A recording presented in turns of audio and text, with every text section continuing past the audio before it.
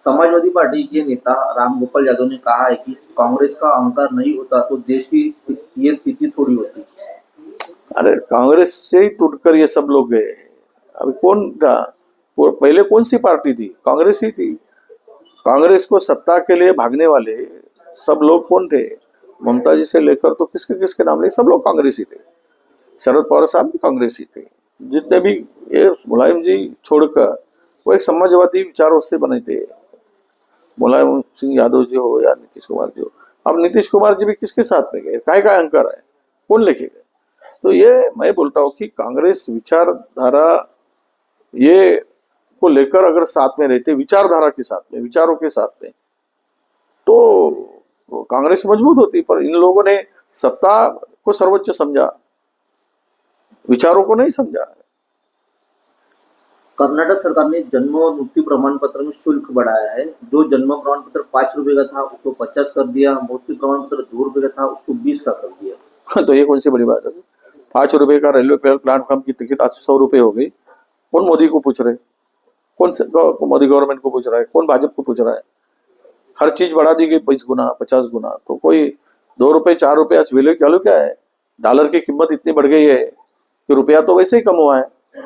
तो ये इस पे तो सेंट्रल गवर्नमेंट की नीतियों का परिणाम है ये। लाडली बहन योजना के चलते महाराष्ट्र सरकार की तिजोरी खाली हुई, अनेक योजना बंद होने की कगार पर है, क्या कहेंगे? वहां वो सब बंद कर देंगे और दलाल, डेवलपर, बिल्डर का राज महाराष्ट्र में आएगा। और सब बाकी योजना से आम लोगों का प्रवेश वैसे भी मंत्रालय से बंद कर दिया गया है।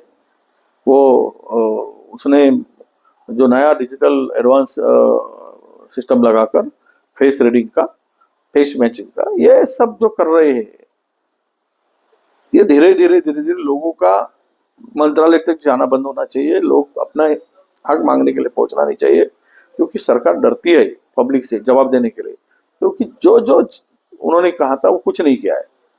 अब लाडली बहन भी बंद हो जाएगी। सरकार तो कंगाल हो चुकी है।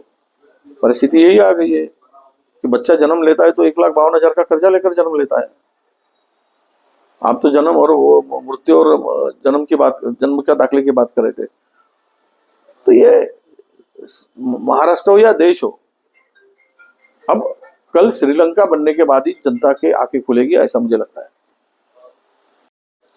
दिल्ली के एग्जिट पोल में बीजेपी की बनती हुई सरकार दिख रही है, इस पर क्या कहेंगे आप? मुझे पूरा, मैं विश्वास के साथ में कहूंगा, एग्जिट पोल सब रंग है। जो बताया गया है अभी 2020 से लेकर तो अब तक में एक एग्जिट पोल सही निकला, बाकी सब गलत निकले। तो इसके ऊपर भरोसा रखने की जरूरत नहीं है। पार्लियामेंट में देखा आपने, 300 के पार, 400 के पार, 235 पे सिमट गए। तो ये सब बातें जो है, मुझे लगता है कि दिल्ली में भाजपा छोड़कर ही सरकार बनेगी, भाजपा बहुमत से सरकार नहीं बनाएगी। तिरुपति मंदिर में 18 गैर हिंदू कर्मचारियों की सेवा समाप्त कर दी गई है। हिंदू है तो नौकरी मिलेगी। ये सब बातें जो है, भगवान कोई धर्म देकर आशीर्वाद नहीं देता, जिसके दर पे जाओ उसको आशीर्वाद मिलता है। ये धर्मों की लड़ाई, जात की लड़ाई, ये बीजेपी की, जो बीजेपी ने शुरू की है, ये मेरे ख्याल से जो संविधान को मानते नहीं, जिसका विश्वास मनुस्मृति पर है, ऐसे विचारधारा के लोग ऐसा सोच सकते हैं। और रहा सवाल तिरुपति मंदिर से निकालना, ये गलत है।